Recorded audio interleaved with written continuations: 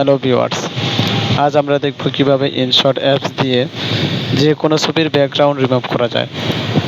এজন্য আমরা প্রথমে চলে যাব ইনশট অ্যাপসে। ইনশট অ্যাপসে যাওয়ার পরে আমরা এরকম ইন্টারফেস পাবো। এবার ফটোতে ক্লিক করব, এবার নিউয়ে ক্লিক করব, এরপর যে ছবিটির ব্যাকগ্রাউন্ড রিমুভ করতে হবে সেই ছবিটিতে ক্লিক করব।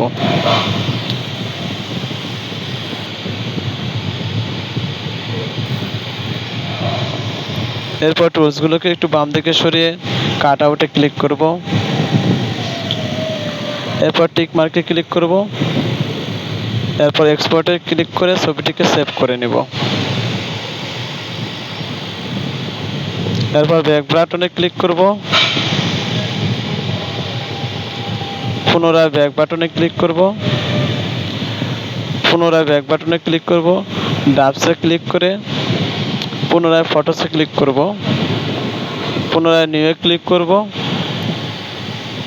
এরপর যে ছবিটিতে আমরা এই ছবিটি সেট করব সেই ছবিটিতে ক্লিক করব। এরপর টুলসগুলোকে বাম দিকে সরিয়ে পিআইপি লেখাতে ক্লিক করব। এরপর যে ছবিটির ব্যাকগ্রাউন্ড রিমুভ করেছি ওই ছবিটিকে ক্লিক করব।